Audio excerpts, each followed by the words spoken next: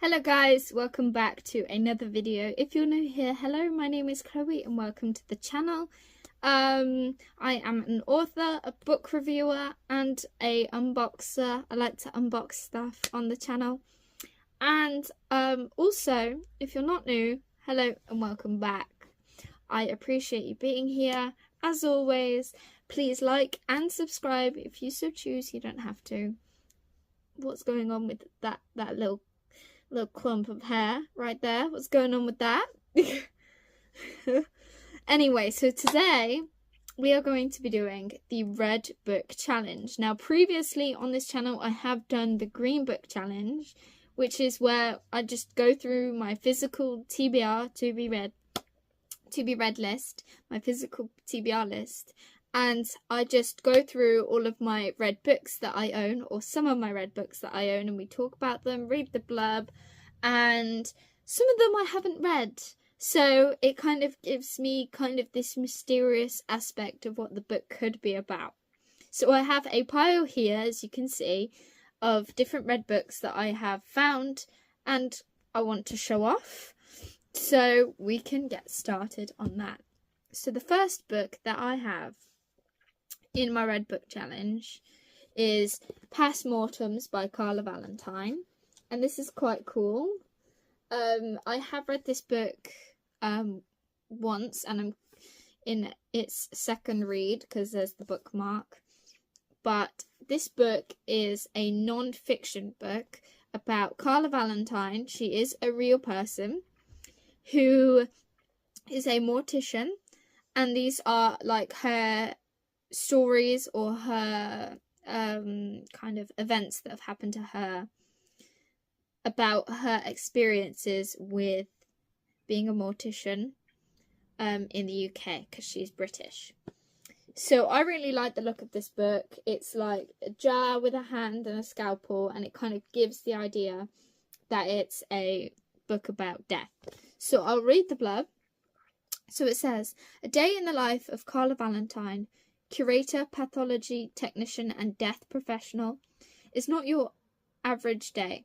She spent 10 years training and working as an anatomical pathology technologist. There's a lot of big words in this blurb. Where the mortuary slab was her desk, and that day's corpses her task list.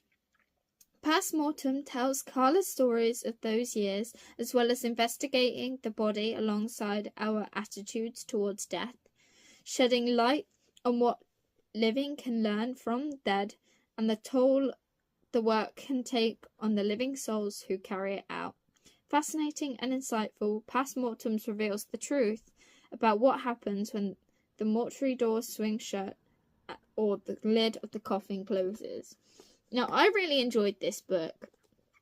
It was definitely relatable because I did my work experience at a funeral home, and I definitely learned a lot from that experience. It was a really interesting experience, and this kind of is so relatable, and you understand so much more when you read the book after doing something like that, and it puts a lot more into perspective. But I do think that this book is so great, as it kind of gives a real life perspective of what funeral life, funeral care, mortuary, being a mortician, dealing with dead people in loads of different circumstances is like. And the media interpretations are so different. So a lot of people's ideas of what this is like is completely different. So this book is so great for that. And yeah, I could talk about this all day, but I'm not going to. We're going to move on to the next one. Because I already know what this book is about. So, like, I have spoken about this book before in one of my book hauls, because I bought it and it's one of my book hauls. So the next one I think I'm going to go for is this one. The Locked Door by Frida McFadden. Now, I have done like a YouTube short on this as well. Like, I have featured this book on my channel, and I haven't actually read the blurb for this at all. I don't know what this book is about. And the cover doesn't even give anything away either. I just presume that it's going to be about a red door that's locked. That's like a lot of different Freedom McFadden books kind of give clues. Like some of them give clues on the cover about what it's about, but this one doesn't give anything. So I haven't got a clue. So let's read the blurb. This is the side, and that's the back. With the co-worker, which I own, Never Lie, which I've read and I own. One by One, I own and read it. The Inmate, I own and have read. So I just need to read the co-worker, which I have down there. But I didn't consider that to be a red book. I considered that to be a blue book because the font is red, but the background is blue. So I didn't include it in this challenge, sorry. So it says, some doors are locked for a reason. So mysterious. So it says, while 11-year-old Nora Davis was up in her bedroom doing homework, she had no idea her father was killing women in the basement. Until the day the police arrived at their front door. Decades later, Nora's father is spending his life behind bars, and Nora is a successful surgeon with a quiet, solitary existence. Nobody knows about her past, and she'll do anything to keep it that way. Then, one of her young female patients is murdered, killed in the same unique and horrific manner that her father used to kill his victims. Somebody knows who Nora is. Somebody wants to tell her to take the fall for this unthinkable crime. But she's not like her father. The police can't pin anything on her as long as they don't look in her basement. Oh! I love Freedom McFadden books, and I'm so excited to read this. I do want to challenge myself and try and read all of Freedom McFadden's books, but she keeps releasing, like, what feels like a book a week. At this point, she's just released Do Not Disturb, and she'd only just released another book not too long ago, and I can't keep track. So, the next book that I have on my red challenge is, this one is a thickie. This one is thick, but I really like it. Sarah J. Maas, House of Earth and Blood. Now, I am reading the Throne of Glass series slowly because of how thick the books are, and they are less thick than this. So, that is Air of Fire is what I'm currently reading, and I'm halfway through it, and it's taken me ages to read, and that is less thick than this. This is going to take me ages to read, but I like Sarah J. Maas, and I want to read more of her, so I bought this book. This is what the side looks like. This is the first one, I think. I don't know what the series is called. Let me see if I can find it. Oh, this is the Crescent City series. There's the House of Earth and Blood, House of Sky and Breath, and the House of Flame and Shadow, and I think Sarah has just released another one in this series. So it says, bound by blood, tempted by desire, and leashed by destiny, Bryce Quinlan loves her life. Every night is a party, and Bryce is going to savor all the pleasures Lunathian. Confusing. I don't know. Also known as Crescent City. Okay, has to offer. Right, okay. So that is like what Crescent City's called. Okay. But when a brutal murder shakes the very foundations of the city, Bryce's world comes crashing down. 2 years later, Bryce still haunts the city's most notorious nightclubs by seeking only oblivion. Then the murderer attacks again, and when an infamous fallen angel, Hunt Athala, is assigned to watch her every footstep, Bryce knows she can't forget any longer. Sorry. As Bryce and Hunt fight to unravel the mystery and their once dark pasts, the threads they tug ripple through the underbelly of the city across wearing continents and down to the deepest levels of hell, where things that have been sleeping for millennia are beginning to stir. Sometimes Sarah J. Maas really confuses my brain with the names of her characters or some of the spellings, but this wasn't too bad compared to ACOTAR. Wasn't too bad. I did get a bit confused with ACOTAR and some of the characters' names, but I think I'm okay here. Fantasy, guys. Fantasy. Some things can be a little confusing, but we'll get there in the end. Okay, so I'm just trying to put all of my red books back, as well as trying to get the new ones. So, the next book that I'm going to be talking about is The Tenant by Freida McFadden. Now, I have read this already, and I need to do a review on it, which I haven't yet. But I have read this, and I did enjoy this. I have rated a 5-star. I do think that this is one of her stronger books, and this is a recent book that Freida has released. It's a 2025 release. So read the blurb. There's no place like home. There we go, the big red. Blake Porter is riding high until he's not. Fired abruptly from his job as a VP of marketing and unable to make the mortgage payment on the new brownstone he shares with his fiancée, he's desperate to make ends meet. Enter Whitney. Beautiful, charming, down to earth, and looking for a room to rent. She's exactly what Blake's looking for. Or is she? Because something isn't quite right, the neighbours start treating Blake differently. The smell of decay permeates his house. No matter how hard he scrubs, strange noises jar him awake in the middle of the night, and soon Blake fears someone knows his darkest secrets. Danger lives right at home, and by the time Blake realises it, it'll be far too late. The trap is already set. So I really like the plot twists. Freida wowed me with the plot twists in this book, and I need to review it and talk more about it in detail. But this obviously doesn't give a lot away either, from the hand peeping out of the door.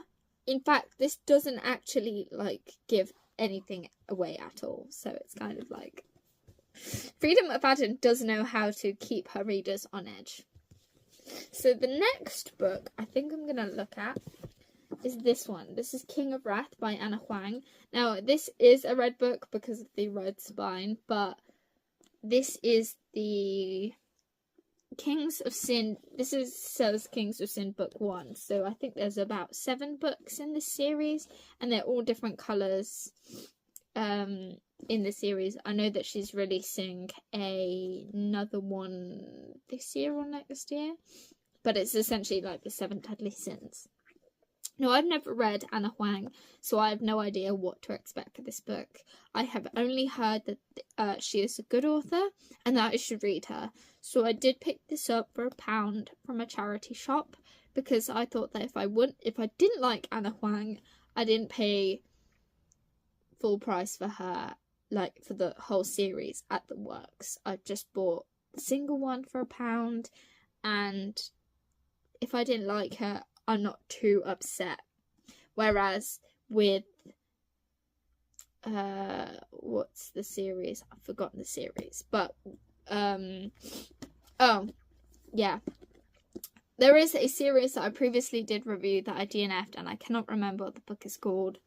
Bear with me. Yeah, no, I can't remember.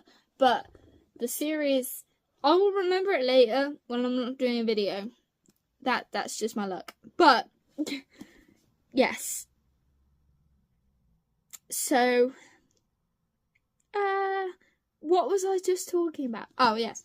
I don't want to spend my money on a series and not finish reading it because I didn't enjoy it. Because that, to me, is a loss.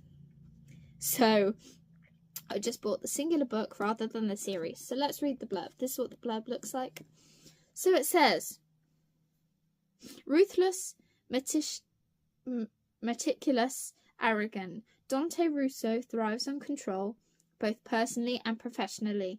The billionaire CEO never planned to marry, until the threat of blackmail forces him into an engagement with a woman he barely knows. Vivian Lau, jewelry heiress and daughter of his newest enemy. It doesn't matter how beautiful or charming she is, he'll do everything in his power to destroy the evidence and their betrothal. There's only one problem. Now that he has her, he can't bring himself to let her go. Elegant, ambitious, well-mannered. Vivian Lau is the perfect daughter and her family's ticket into the upper echelons of high society. Marrying a blue-blooded Russo means opening doors that would otherwise remain closed to her new money family. While the rude elusive Dante isn't her idea of a dream partner, she agrees to be to their arranged marriage out of duty. Craving his touch was never part of the plan. Neither was the worst thing she could possibly do, fall in love with her future husband. So I do actually like the idea of this. From the initial cover, King of Wrath, I thought that this was a fantasy thing, but no, it's not. And I really am there. I like that blurb. So I think I will read this for Kay for my reading challenge, but we'll see what happens. And then for the next one we have, we'll go for this one. It's Phantasma. This is book 1 of the, I think it's just Phantasma series. I don't think that there is a specific series. Is there anything in the back about the series? No, I think it's just Phantasma. Yeah, I think this is just this is book 1, Gold and Red Roses, Phantasma. That is book 1, and the back. And I like this cover. I picked the book up because of the cover. It looks really cool, and it's also a dark fantasy romance, which we're all here for. We love that stuff. So it says, welcome to Phantasma. There are only 2 rules to the game. Stay alive and don't fall in love. Wow. Based off that itself, it sounds something like a Hunger Games kind of thing. So it says, when Ophelia's sister disappears, there is only one way to save her. Ophelia must enter Phantasma, a deadly contest inside a haunted mansion, and claim its prize, a single wish. Okay. In a maze of twisting corridors and lavish ballrooms, Ophelia will face 9 challenges, each more dangerous than the last. Just as her fear threatens to overwhelm her, a mysterious stranger offers her a bargain. Charming, arrogant, and infuriatingly attractive, Blackwell claims he can guide her through the lethal trials ahead. Ophelia knows she shouldn't trust Blackwell. Worse still, she feels a dark and irresistible attraction drawing them closer and closer. And in Phantasma, the only thing deadlier than losing the game is losing your heart. Okay, I am just so there. I want to read this book. It's not too bad actually for thickness, so I could get through it. I think it's about 400 to 500 pages. Yeah, it's approximately 500 pages long, so it's not too bad. That is easily readable. So we have 2 books left. The video's been going on for about 20 minutes because I know how to ramble. But anyway, so this next book, thank you for sharing. And it's The Sprayed Edge. I did think that because this book was mostly red, that I would include it in this challenge. Because the only thing that isn't red is this part. Ignore the fact that I did attempt to take the label off, and it failed miserably. So, yeah. So it says, as teenagers, they shared a first kiss. But when Daniel Rosenberg broke the heart of young Leah Cohen Jackson, they parted ways forever. When they're seated together on a plane 14 years later, they butt heads just as badly. At least they'll never have to see each other again, right? Until Leah discovers she's been partnered with Daniel for the work project that will make or break her career. With every meeting, the tension and chemistry builds until they're forced to confront their emotional baggage. But as they find comfort in their shared experiences as Jews of colour and fumble towards friendship, can they ignore their growing feelings, and will Leah face the fears she's been running from and take a second chance on a first love? That is so cute. This is a romance, and I haven't read a good romance for a long time, so I think that I might use this to get into that. But I already have a T for my reading challenge, so this isn't one that I'm going to read straight away. I'll read other things first, and we'll get to this at some point. But it looks so cute. Look at them. And the Sprayed Edge is so cute as well. That's why I picked it up, because it was on an offer at the works. So the last book in my red challenge is The Publicist. Now this is just, I think, black and red. So I put this as last because it's not like red, but it is red. So this I have read the blurb for, and it's like kind of a thriller kind of thing. So it says, PR guru Lola Lovett's client has gone missing, but that's not the problem. It's the fact that he's meant to be at home, already dead. But Lola hasn't come this far in life to let an inconvenience like an undead actor stop her from getting what she wants. So she immediately sets about getting close to the investigation into his disappearance and DCI Sue Fisher. In the glitzy, glamorous world of showbiz, it's not a matter of discovering who might be keeping secrets, but rather determining who is willing to keep them. So that is short but sweet, and I really like the blurb, and the cover is just so cool as well. It makes it look so mysterious. So, thank you so much for stopping by and coming with me to do my red book challenge. This is something that I have been wanting to do for a while, and it has been something that has been voted on in my polls on my YouTube posts. So, yes, thank you guys so much for stopping by. I appreciate you being here. Please like and subscribe if you so choose. If not, that's okay too. I'll see you in the next one. Bye, guys. Now I've got to put all of these down. Hold on. Bye, guys.